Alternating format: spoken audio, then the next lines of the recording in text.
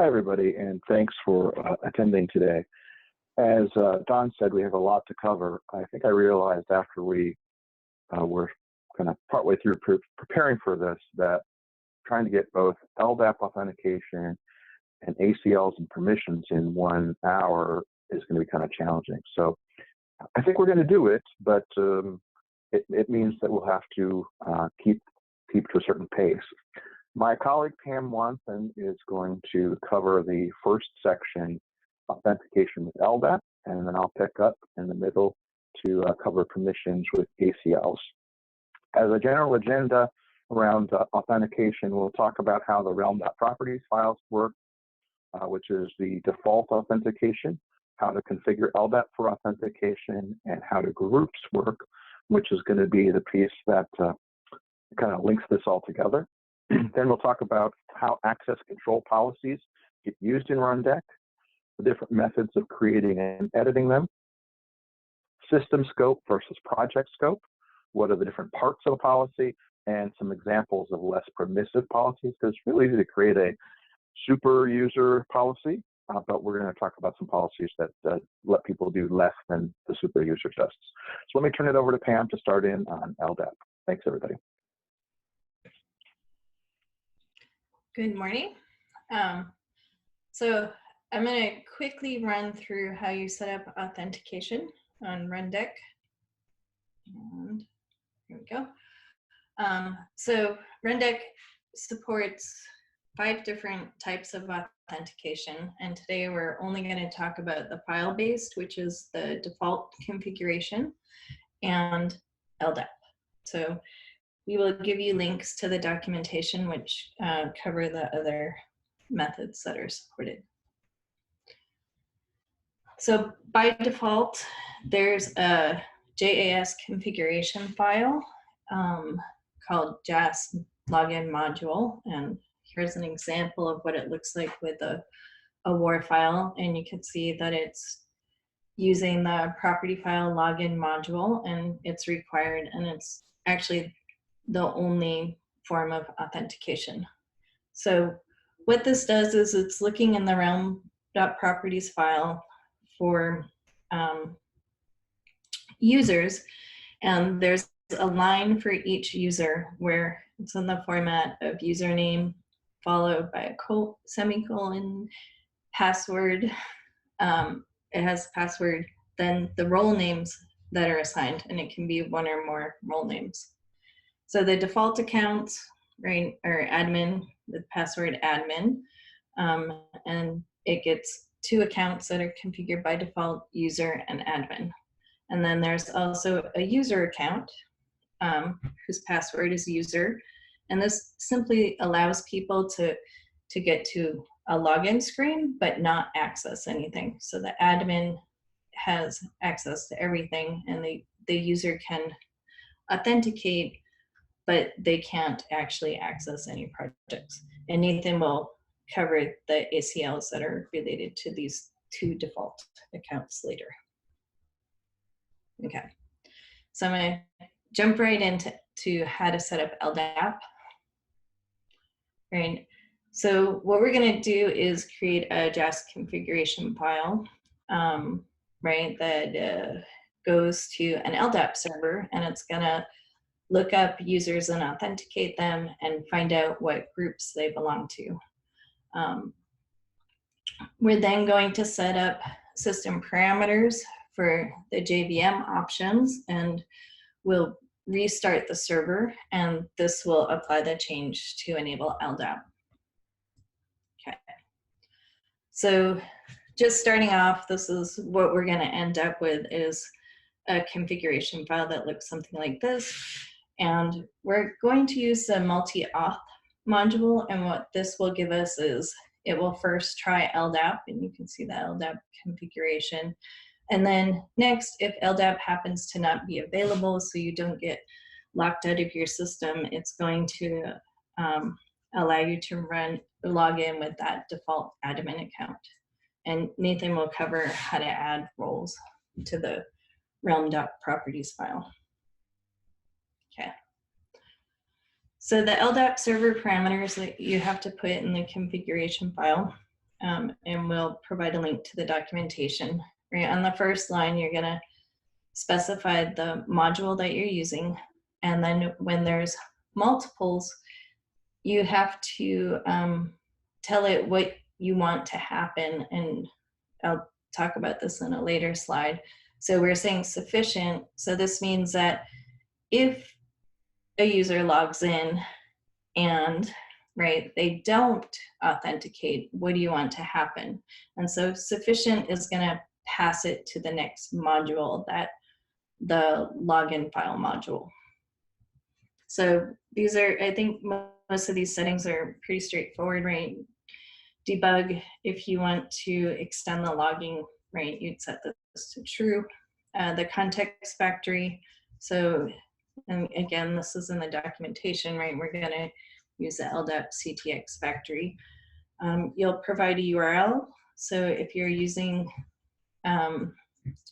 secure LDAP, right, you're going to make sure that this is LDAP S and that it has the correct port. When you're using, and we're not covering SSL in this one, but if you are using, right, a secure connection, you want to make sure that your host name is correct in your DNS, or you won't be able to connect because like AD has strict host checking. We're going to use a simple authentication method and not force binding, right? And you can set parameters, right, for how long the session is cached for. That means how long before they have to re-authenticate. The supplemental roles user. So this is saying if they do successfully log in, right, this is a default role that will be applied to the logged in user. So you can give this role user as much or as little access as you want. You could also change it if you guys wanted to change the name of this default account. It just has to match an ACL policy on the Rundeck server. Okay, so I'm gonna get down to the next screen, right? So the next settings that we were looking at is the bind account. So this is the account that needs read access to your LDAP server so that it can look up and authenticate the users.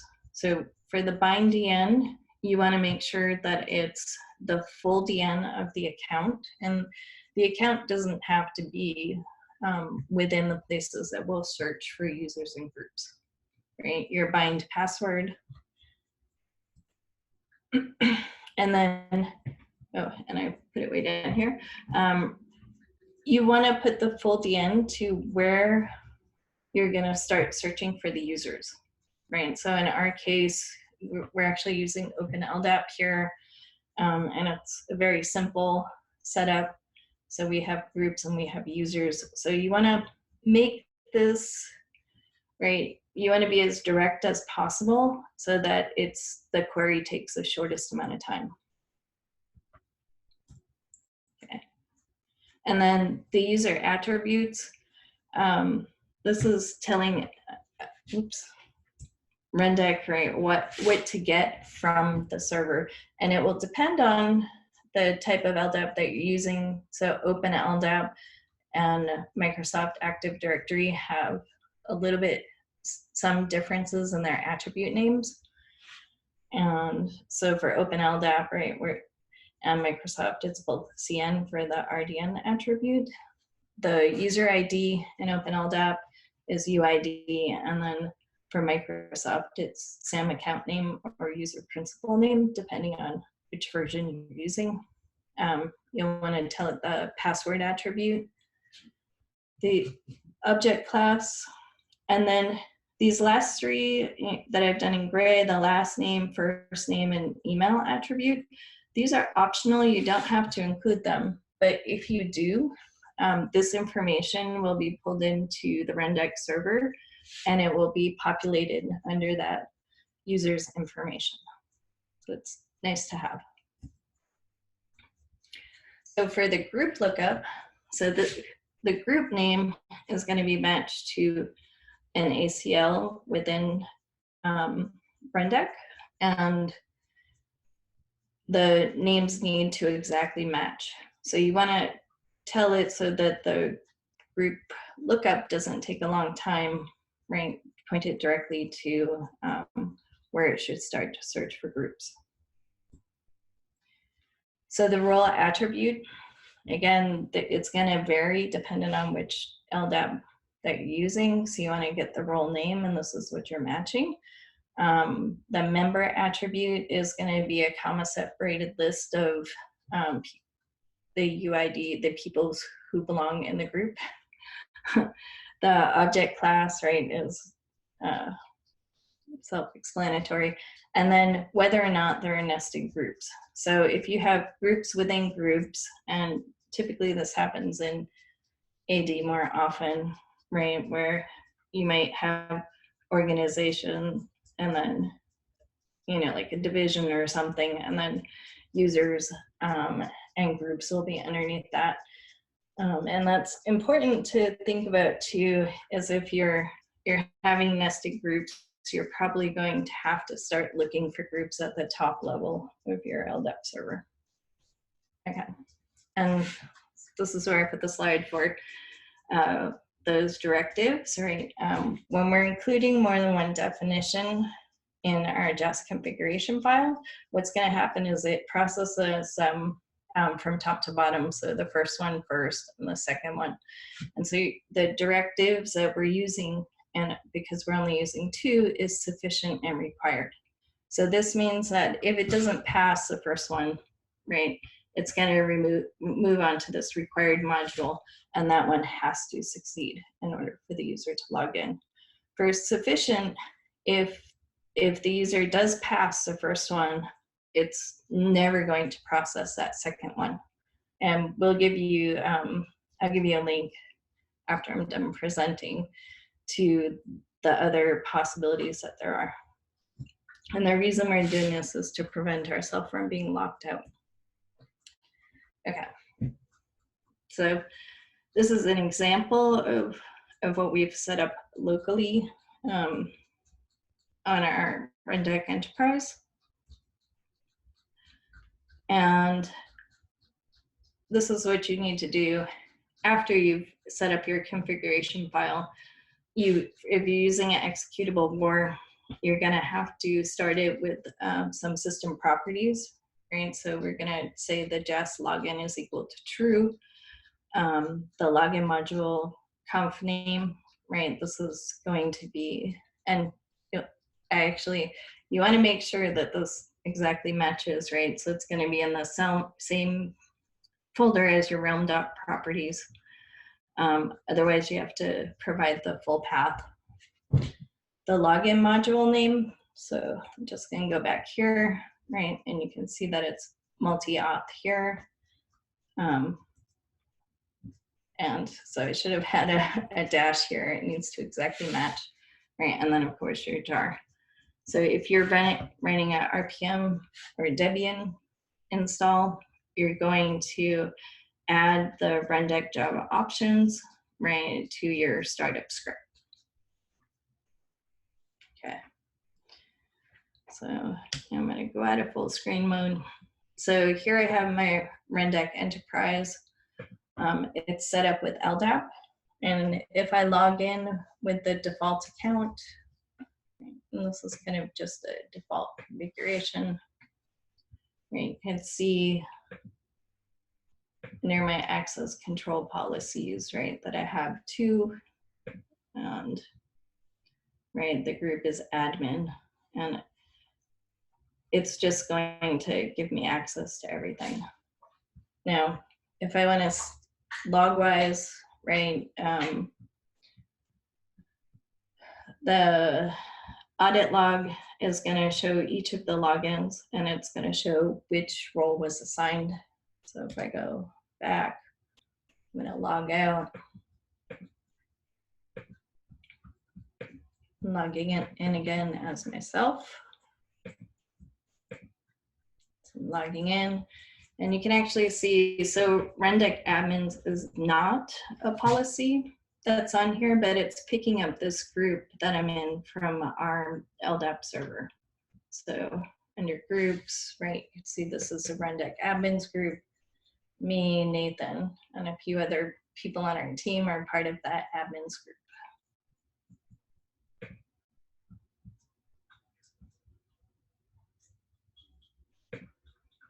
So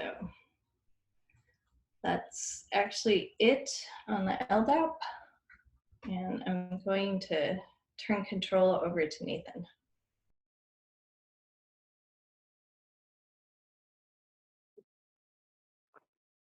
Thanks, Pam. Okay, so hang on a moment. Let me get my screen shared here and go into presentation mode. Okay, so the latter part of our session, we're going to focus on authorization and ACL roles.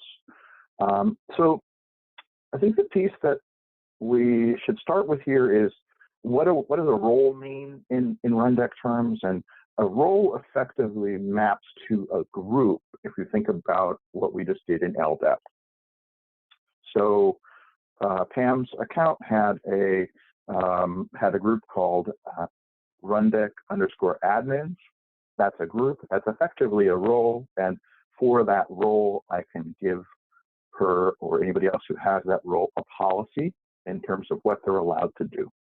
So that's ultimately what we're trying to do with access control is take a role that the user has and give them some set of permissions, abilities to do things inside the application based on that role that they're entitled to.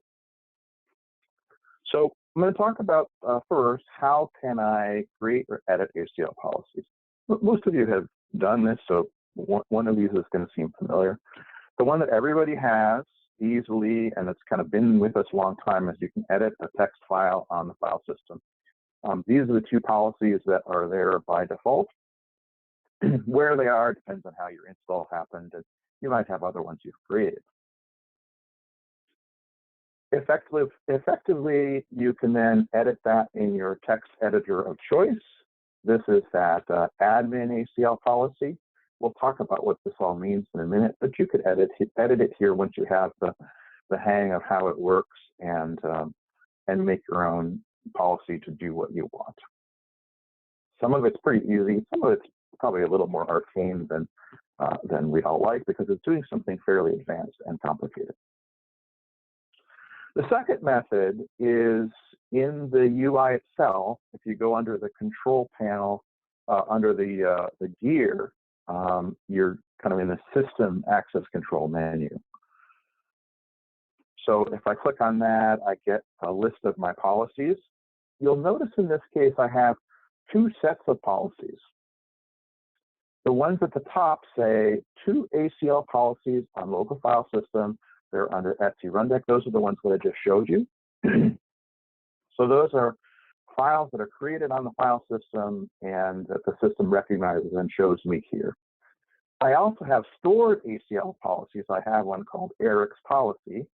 This is a policy that's been created and is being stored in the database of this Rundeck instance. So they can accomplish the same thing, and effectively you can address them, generally speaking, in the same ways, but there's a difference between something that's on the local file system, which I could edit outside of the Rundeck interface itself and change those policies, versus a stored policy in the database that is something that I would need to interact with through the interface and can change it essentially in the same ways, but my mechanism for doing it is the interface itself. So this is what it looks like. Excuse me. This is what it looks like when I'm editing it. So this is that policy that's stored in the database. So I'll point out that this is my view, whether I'm in a recent community version or a recent enterprise version. This piece of it would be true in either case. There's an extra piece you'd see in the enterprise version, which we'll allude to a little later on. But essentially, I see my text file here, and If I know what I want to do, I can make edits to it as I go. So this is the system control menu, or system access control menu, meaning in order for me to have access to these files, I need to be an admin or someone who has access to access control at the kind of admin level, super user level. But I could also have access control just for rules in a specific project. So that's what I'll call the project access control menu. And in a particular project, I've gone under the project settings and I can choose access control. Again, I'll see what I have listed here. And I've got an edit option, or I can upload or create new ACL policies here. And again, the view of it is about the same. There is a difference, though, that I'll point out. In this case, it has the name of my policy, and it has a project that's associated with it. This particular one came from Project 1. Where in my previous example, it wasn't limited to this specific project. So if I'm creating an ACL policy or editing an ACL policy inside a project, by definition, I can only do things that affect that project and access to that project. I can't be at this level and create a policy for accessing something at what I'll call the system level. Okay, the place where we were when we were just looking at our second option for creating access control policies.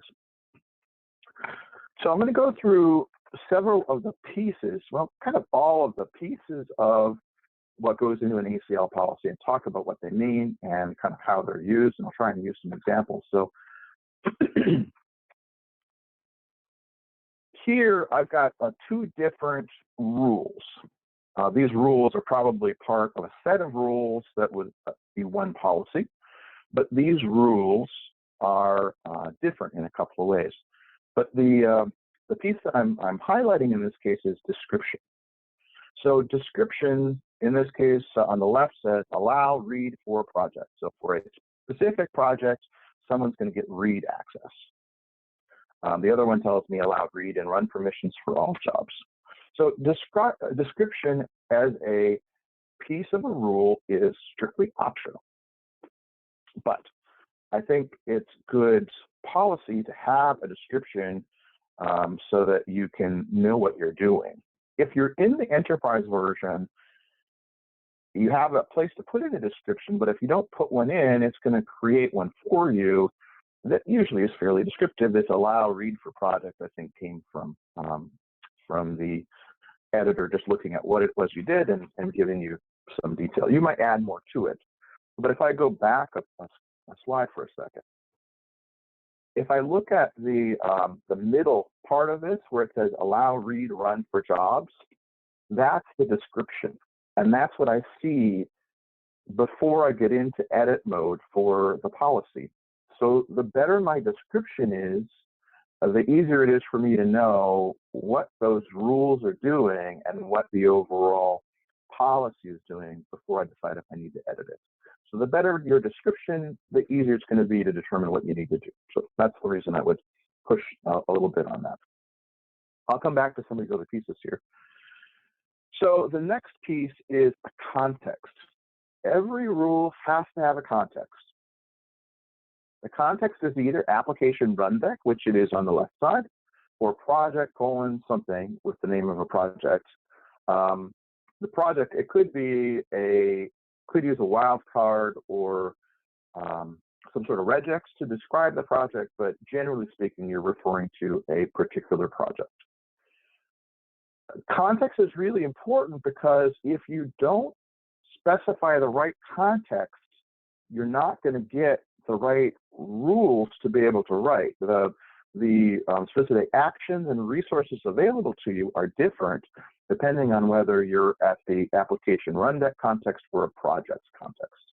Both of them are important. You're going to have to do both to write a good policy in most cases, but you need to know which context you need for each piece.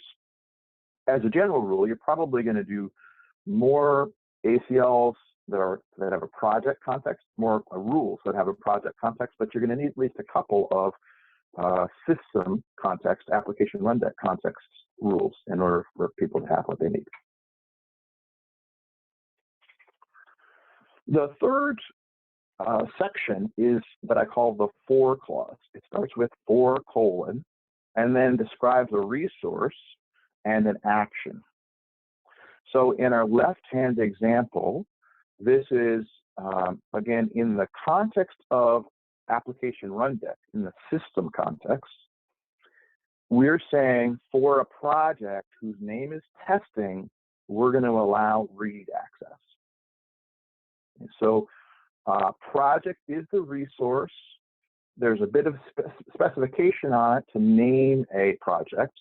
You could say for project allow read. That would also be, I believe, a legal rule, but you'd be allowing read access to every project, which probably isn't what you intend, but it depends on who you're writing the rule for. So, so that's the for in this case is for a specific resource. I allow or deny a specific action, in this case, read. I'll get some more detail on that in a minute. The right-hand one inside the project context says, for job, allow read and run. This is saying inside the project called testing, allow read and run for any job effectively. And again, we could specify with a match or an equals specific job or job groups. There's different ways that this can get addressed to be more specific. But at a general level, this would give somebody, if you wanted them to, the ability to run jobs. Note, you'd need more things to make this work, and this wouldn't give them the ability to create, edit, or delete jobs. But that's the for clause. Okay, so a couple of examples. So this is a system context resource example. So I've moved the context out of here, but we've said this is for the system context.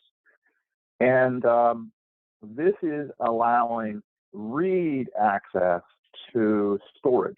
Storage means effectively your keys. So if someone's going to run jobs on nodes in a project, they're going to need read access to the key store. Otherwise, it's just not going to work. And then we're also providing access to the resource of project, where the project's name is testing, and we're giving it read access. So this is combining a couple of things into one for clause under the system context. But this is essentially, I think, the minimum you'd need to give at the system level for someone to be able to do things in a project that might be useful. They're going to need keys unless they're just going to do a read on everything. And they're going to need access to one or more projects, in this case, one specific project. Across the bottom is the view that the enterprise ACL access control section gives us, that it kind of highlights this and says, and we haven't got to the by clause yet, but for people who are in the group called special, the action we're providing is read for project testing, and it's in the system context. For people in the special group, they have read on storage under the system context. So it's just a little different view of these exact rules. This is a project context example of the for clause and resources.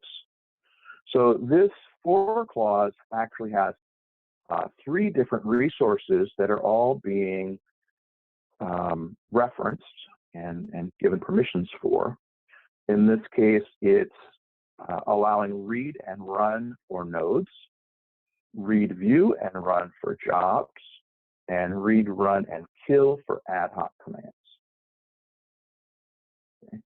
Again, this is in the context of a specific project. So if I were to look at this full rule, there's a context that will tell us which project it is. If I look at the bottom part, the far right column is which project it's in. So this is again in the project called testing. Part of the reason I provide the visual of what you see in the enterprise version, I think there is sometimes a discrepancy between how things are described if you look at it strictly as text versus the way the GUI ACL editor will interpret things. And we'll probably see another example of that as I do some demo here in a minute.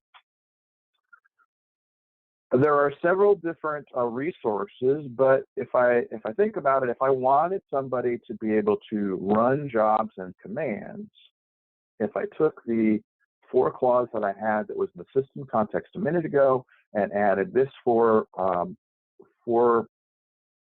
piece for the project context, I probably have most of what they need to be able to run jobs. Again, not edit, but run. Okay, so this is another project context example. This one has resources of jobs and also has nodes. So this is similar to what we just did, except that this is trying to make sure we have somebody who's able to delete and create and edit jobs. So the bottom two resources are the same resources we just described in our previous example, but the top one is actually different. So it's resource of a kind job, which is different than job. And this can be confusing when you first get into it, but the resource of a kind job is strictly used to give somebody the ability to create and delete effectively. If you haven't given them this access, then anything you include down below that says they're supposed to update things is just not going to work because the two are kind of dependent on each other. So in order for me to run jobs, I don't need this other resource, but if I want to update, meaning edit jobs, then I do, or delete. Okay, and again, if I look at the bottom here, I'll point out the third column. Job, which is actually the second piece of my for clause, is the kind of standard object we've been using and talking about. Jobs all is the way that the GUI refers to this job resource. So if you create it through the GUI, it kind of takes care of this, but if you're trying to bear in mind what these things mean, or if you want to go back and edit the text of it later, it'll be important to keep these things straight. Okay, so the last piece of it is the by clause, which, and the order of these could be anything you want. They need to be separated by 3 dashes to designate where a given rule ends and another rule begins. I tend to put them in this order for my own ability to parse this. I start with the description because that helps me know what this is going to do. What's the context? What's it for? And who is it by? Meaning what group or user is getting this entitlement. So every rule is going to have a by clause. Again, the by might be simple like this, where we're just declaring a specific group. There might be a match statement. There's several ways to do this. I could be declaring a user. I can do regex matches, that sort of thing. But generally speaking, I'm going to start with, I've got a group. Here's the group's name. That's who it's for. And that's what this example does. All right, I'm going to get out of this view and let me just change this to make it a little easier to see.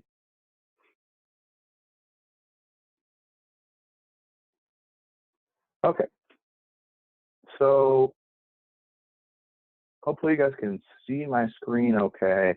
This is a Rundeck Enterprise instance. I've actually tried to log in with the same account that Pam was using earlier. The account is P. Watson. As it did in her case, I believe, it shows us what roles that user belongs to. In this case, they're in user, Rundeck admins, and P. Watson. This isn't actually the same server that Pam was on. No, this isn't using LDAP. This is using the realm.properties file, but we have that same user here. I will point you to this, though, if you are first setting things up or trying to get roles and permissions to work correctly. I would expect you to see this screen when a user first logs in and before they have permissions to do anything. And if that's the case, it's really important to note, do you have any roles? Does that user have any roles?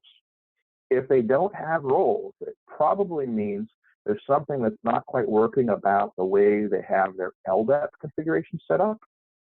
Most likely, you're not getting groups correctly. It might mean you're not pointing at the right location for your groups, or it might mean there's something different about how your groups are configured than the way our system expects you to get them. But if you don't get a role here for the user, then they can't really get a ACL policy in the normal way.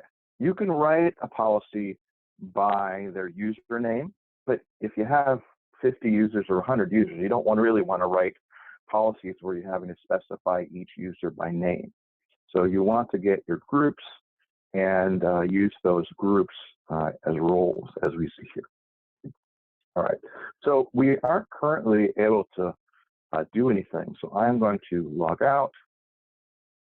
I'm going to log back in as admin.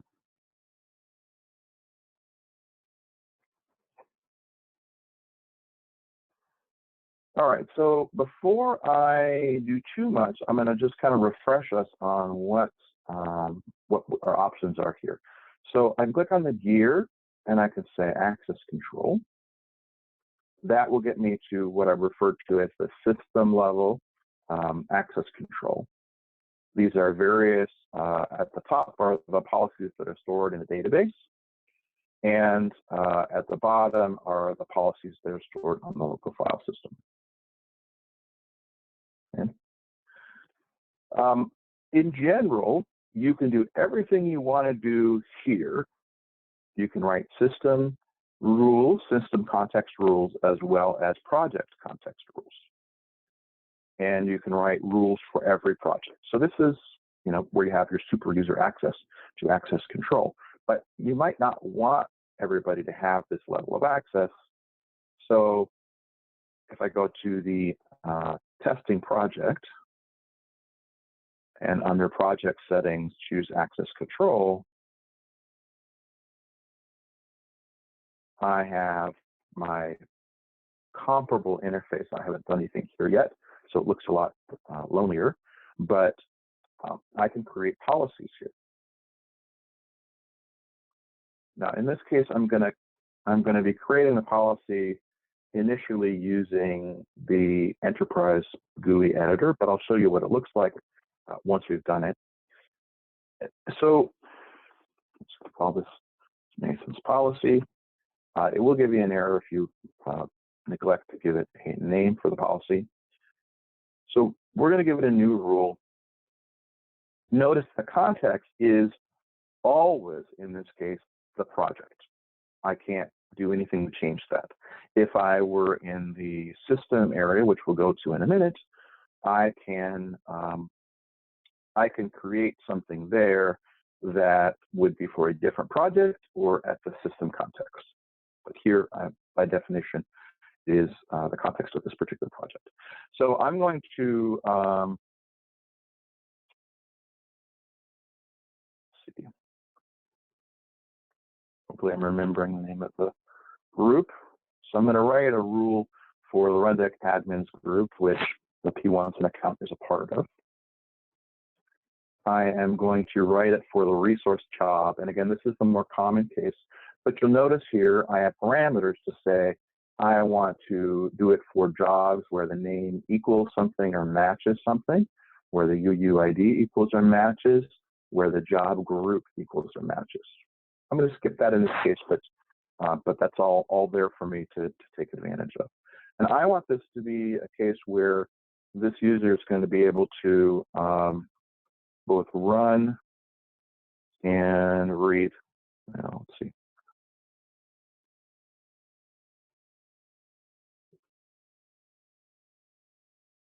Okay, so I've picked run and I'm picking read.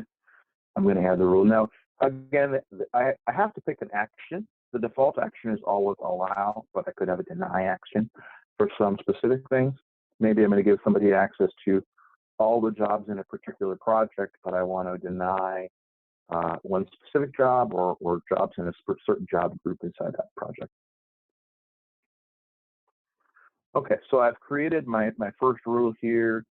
The group that it's for, what are the actions that they're going to get, what's the resource. Notice it doesn't have to show me the context as a column because it is this project. So here's what the GUI has created for me in terms of text. So I can go and edit that if I want. I actually like to have it look a little bit different, so I probably will come back and edit it later, but I'm not gonna bother with that right now. So I know that for someone to be getting access to run jobs, they're also going to need access to nodes. So I'm going to choose the all actions option here to make sure that they can do all actions on nodes. Because if I'm going to run a job, I'm going to be doing it against a node, and therefore I want to be able to have that capability. Let's see.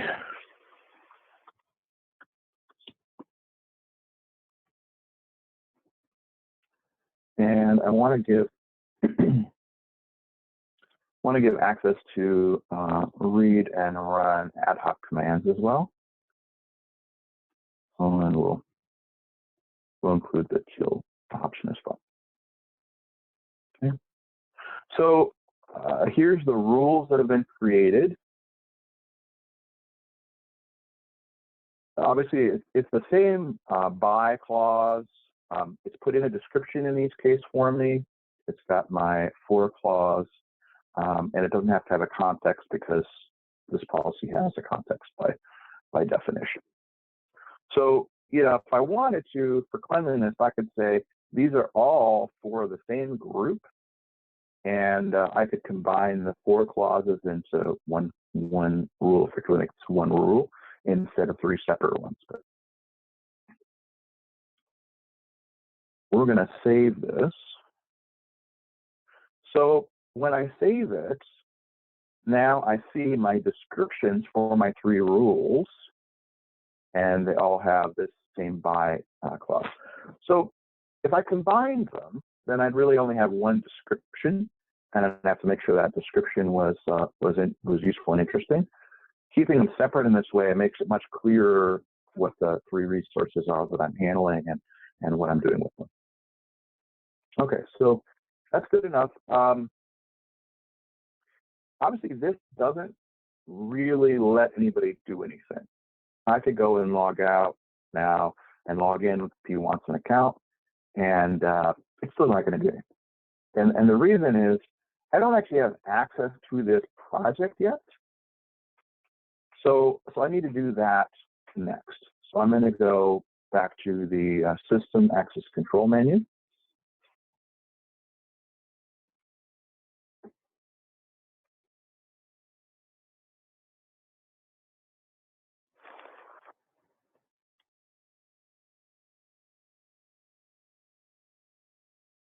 Or try to. Looks like it's going there. It's just taking a minute.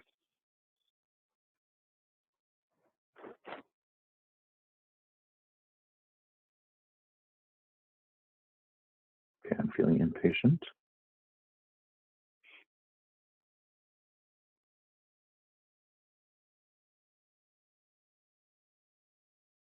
Okay, so I'm back to my System Access Control menu.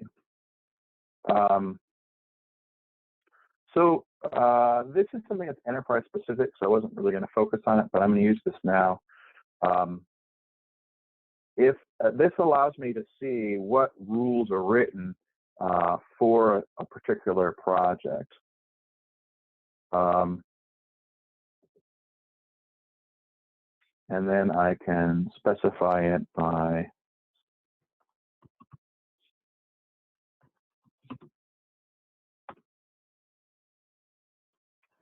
so it shows me that I've got ad hoc options. I can list jobs. What I was going to do here is just double check. Yeah, so Rundeck admins currently doesn't have access to any projects. I didn't think they did, but I wanted to figure that out before I created anything. Let me create the ACL policy.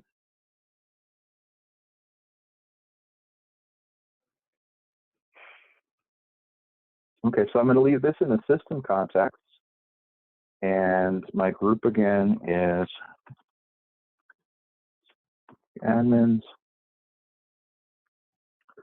I want to give access to the project called testing. And all I'm concerned about doing is giving, for the moment, read access.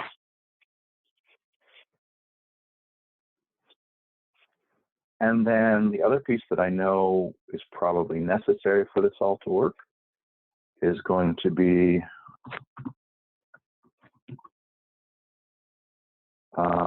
storage access, meaning, as I mentioned earlier, key stores.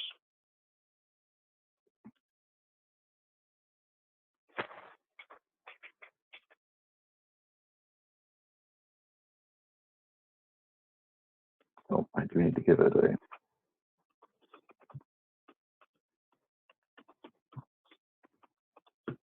minute.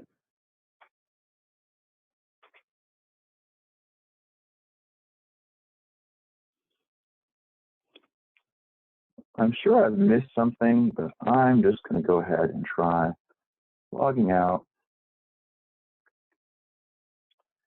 and logging in with that account.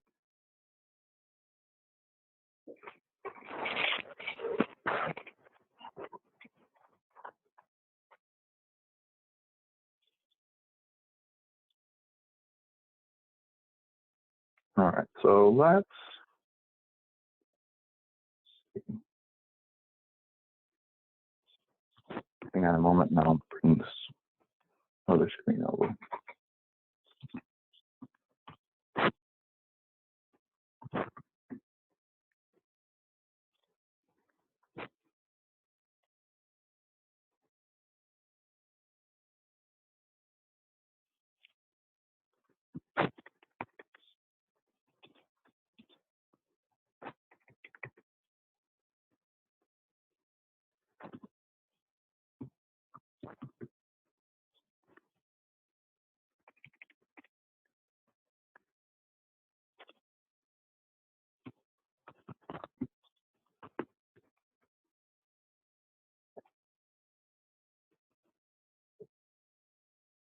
Sorry, let me show this properly.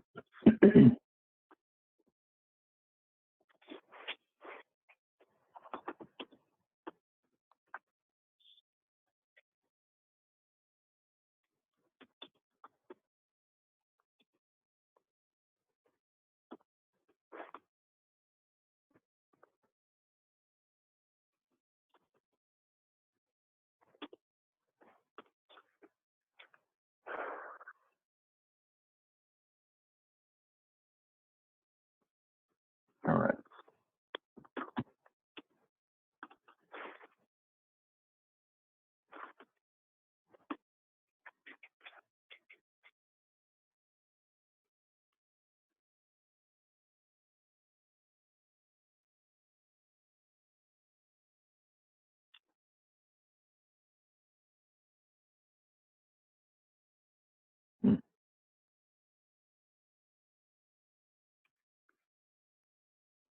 Let me try logging in one more time and see what we get.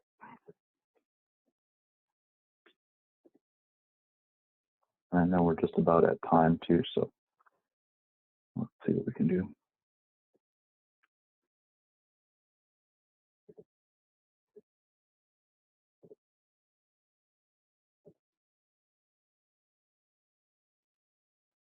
Yeah, I'm gonna need to play with it. I know I've seen questions, although I haven't looked, coming up. So, Dawn, I don't know if you've got questions there that seem like they're ones we can get in a couple minutes we have. I'll come and take a look as well. Yep, I have a couple. Is the group in an ACL policy always an LDAP group? I know we can buy, in quotes, individual users, but what about an ACL policy for the user role? Okay, so a group in an ACL policy is not necessarily an LDAP group. It's really a role. We're probably using the wrong word. So any of these roles that I see here on my screen, you could write into a by clause as groups, and you can also you can use that user role depending on how you have things. So you don't have to be using LDAP to take advantage of ACLs. Your roles are coming from somewhere else. By default, they're coming from the entries in your realm.properties file, that default option that we talked about early on today. Mm-hmm. And there's other ways for you to add further roles as well. Okay. Thank you. And then we have, will the access levels pane be made available to Team Edition? It's a good question. As far as I know, I don't believe that's something that's going to be added to Team Edition, but I will take that offline and try to find an answer. Okay. Maybe if you can send us, that person can send that message as a chat with their email or something so we can follow up with them. Okay, great. Okay, last one. I heard no mention of RD ACL. Will that remain as a solution? That's a good question. RDACL is still available. It's a command line that lets you create policies or test policies. I considered covering it, but I wasn't sure we'd have enough time. So I focused more on the basics of what you're getting so that you could better understand what's being produced. But I don't believe there's any intention of doing away with that. It's out there and it does a good job of what it's intended to do. Okay. One more, and I think we have 4 minutes, so this might be the last one. What is the difference between resource nodes and node/jobs and job in ACL policy? Can you give a short description? Well, I know I can't give a short description. Okay.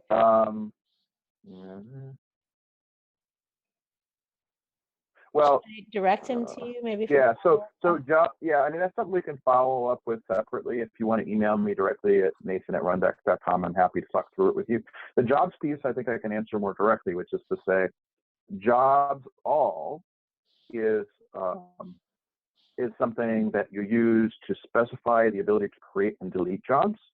And job is where you can specify what people generally can do with jobs. They can run jobs, they can edit jobs, and that's where you can specify individual jobs. So the jobs all is the first thing. That's kind of the resource that I showed you as an example of. Job is the more day-to-day thing that you're going to do. And the nodes piece is comparable to that, but I'd have to look back. I think nodes is used for creating and deleting ability, and node is where you have general access. But I need to confirm that one because you haven't looked at that lately. All right, I took a note with his name so we can follow up with him. So we're at 2 minutes before the hour. I don't see any new questions. So I think at this time we can thank everybody for coming. As I said, we'll send you the recording for the folks that did have specific questions for follow-up. I did see, Niall, you put your email in there, so we'll get back to you, and Vikash as well. And stay tuned. Next quarter, starting in April, we'll have a whole new slate of Rundeck how-to webinars. So thank you very much. Thanks, everybody.